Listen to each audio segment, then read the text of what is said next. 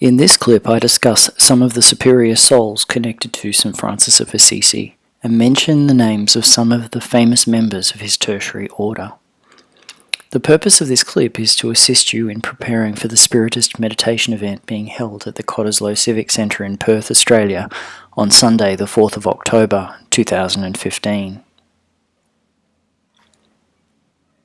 There's no dispute that Jesus is the central figure in the life of St. Francis of Assisi. However, there are several other advanced souls with interesting connections to St. Francis, and it's possible that some of them are working with him on the inner planes, perhaps even at the Casa Dominatio de Loyola. You may wish to seek their intercession for a successful meditation day on the 4th of October. On this screen are the names of 7 of the souls I'll be discussing in this clip. They're presented in chronological order. As you can see, 3 of them preceded Francis, 3 of them were his contemporaries, and the final one is a 20th century spiritual descendant. Starting with the main picture, Saint Hildegard of Bingen was a European mystic who died 2 years before St. Francis was born. She prophesied his birth, and I quote, "A new race of God will be born. Its men will be enlightened from above, and the promise of the prophet Joel will be fulfilled. For the Spirit of God will again descend among men. The time of disgrace will be over, and the earth will rejoice with all its trees and beasts and birds, and a boy will lead them in jubilation. A boy without knowledge of harm, who will play near a vest of vipers. A road will lead him, which the Lord will build for his people. He will not be possessed of beauty and force which the world can admire, but he will be poor and destitute like a withered reed, and love and humility will gird his loins. His hut will be a house of prayer for all nations, and his friends will go out and mark the sign of the cross on the forehead of those who live in innocence." Giacomo Fiore, who died when Francis was about 19, also prophesied the saint. Joachim was the founder of the monastic order of San Giovanni in Fiore. He was a mystic, a theologian, and an esotericist. Joachim is mentioned in Embodico's Mystery, The Name of the Rose. His influence on the Franciscan spirituals and his rediscovery of books foreseeing the advent of a great new age are part of the book's background story, in which an inquisitorial debate is to be held in a remote monastery where a number of murders take place. In his monastery, Joachim perceived the fate of the age in prophetic visions which he wrote down. His writing is pervaded by the excitement of an imminent event for the redeeming realm of the Holy Ghost. Many people believed that Joachim prophesied the birth of St. Francis, and he said, in quotes, "His gospel of poverty is the gospel of a herald, a John the Baptist. His words are the words of a messenger."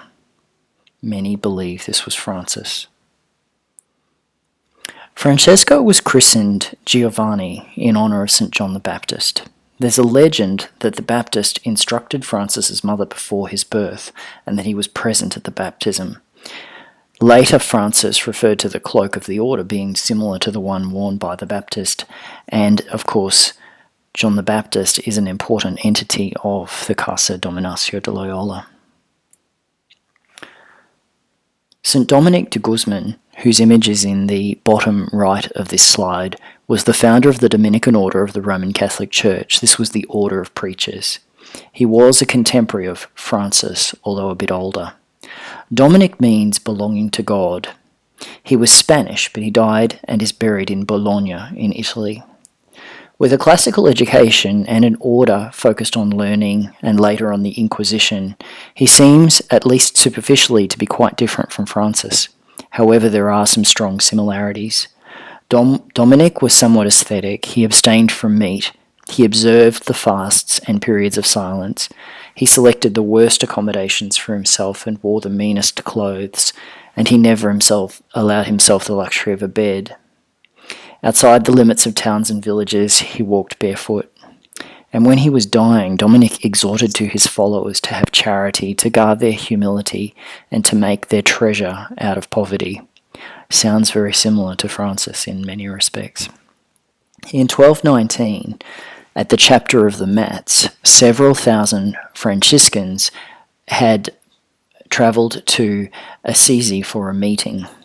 No plans had been made to feed them because St. Francis trusted in providence. St. Dominic, who was present, and a more practical fellow, was said to be greatly amazed and shocked by what he called the pious lack of responsibility by Brother Francis. But, unexpectedly, great numbers of people came from all directions with just enough food to feed all of the friars. Francis and Dominic complemented each other. As St. Francis is associated with Jesus, so Dominic is with Mary. The spread of the Rosary, a Marian devotion, is attributed to the preaching of St. Dominic. St. Anthony of Padua, who's portrayed in the top right of this slide in a painting by El Greco, is arguably the most famous of Francis's followers, although he was in the order for only 10 years, 5 years before and 5 years after the death of Brother Francis. Born Fernando Bullion to a wealthy family in Lisbon, Portugal, St. Anthony was educated and entered an Augustinian order first, and then he changed to the Franciscans after being deeply touched by news of the martyrdom of Franciscan friars in Morocco. He wanted to be martyred himself, but ultimately ended up in Italy, where he became renowned for his preaching. Francis had a strong distrust of learning and scholarship and of theological studies within the Brotherhood. He feared that they could lead to the abandonment of a commitment to the life of real poverty. In Anthony, he found a kindred spirit for his vision, who was also able to provide the teaching needed by the younger members of the order. In 1224, Francis entrusted the pursuit of studies for any of his friars to the care of Anthony. Interestingly, the remains of St. Anthony were found to have turned to dust 30 years after his death, with the exception being his tongue. The preacher's tongue was incorrupt, and this tongue is still on display in a reliquary in the Basilica of St. Anthony in Padua. This is a miracle. It's medically inexplicable, and it's most interesting because the tongue is usually one of the first parts of the body to disintegrate. Padre Pio of Pietrelcina, the large photo on this slide, is the most famous contemporary Franciscan, and he's another example of a saint whose body did not decompose after death. Pio died in 1968, and his incorrupt body is displayed in a glass coffin in a crypt in a huge modern church in San Giovanni Rotondo, which is in the south of Italy. The photograph was taken in 2015. Padre Pio was a Capuchin friar. The Capuchins are known for their strict observance of St. Francis's original rule, with a strong emphasis on the gospel passages related to poverty. They wear a hooded brown tunic and a rope cord, and they're bearded. Just as there are many analogies between the life of Jesus and St. Francis, there are analogies in the lives of Pio and Francis.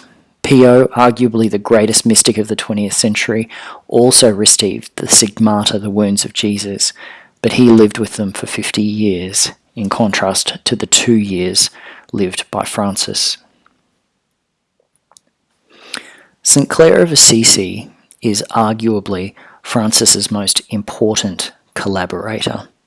She lived much longer than Francis, although she was born a few years after him. She was the first female Franciscan and became the head of an order of Franciscan women, later called the Poor Clares. This was originally a cloistered order, which meant that they were enclosed. They lived a life of abject poverty and of prayer. Clare was a mystic and a wonder worker. There are many miracles attributed to her, and the most famous would be her saving of the town of Assisi from attack from Saracens, and this was executed by Clare actually fronting the soldiers, holding high a monstrance with a consecrated host within it.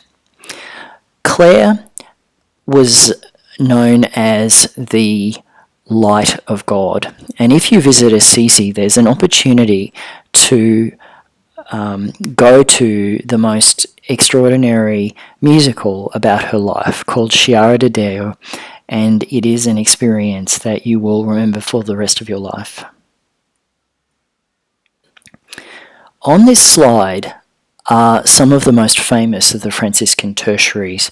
So these are people who were committed to the principles of St. Francis, but not in a position to enter the Franciscan order of men or women.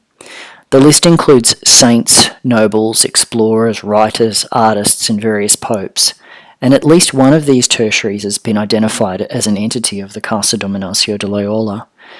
This is Saint Jeanne d'Arc in the photograph. This was the French girl who received great help from Spirit and was the subject of several prophecies and miraculous events, most famously at 16, responding to the demands of Spirit to lead the French army to reclaim the French crown. Jeanne lived 200 years after Francis. According to Winston Churchill, she was a being so uplifted from the ordinary run of mankind that she finds no equal in 1,000 years. She embodied the natural goodness and valour of the human race in unexemplified perfection, unconquerable courage, infinite compassion, the virtue of spirit, the wisdom of the just shone forth in her. I do find it interesting that the peace-loving Francis had a tertiary who was a warrior, like Jeanne d'Arc.